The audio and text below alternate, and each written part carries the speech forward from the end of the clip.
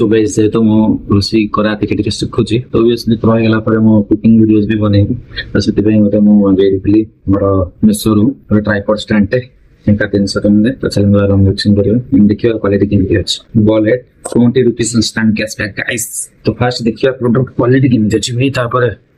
मैं जीवा चिपी खुले लेनी तो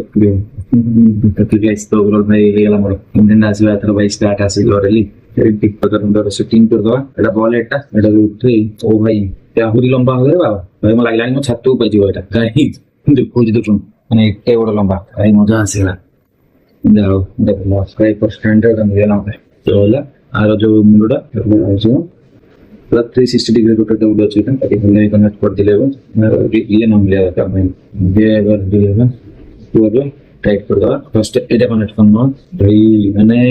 पे मस्त देखी ना वीडियो करे पाई कुकिंग वीडियो का वीडियो करे ये जबरदस्त वो ये टाइट कर दो टाइट रहना तो टाइट कर दो या हो गया ना ओवरऑल एक वीडियो लेवल में तो होगा और मैं इमेज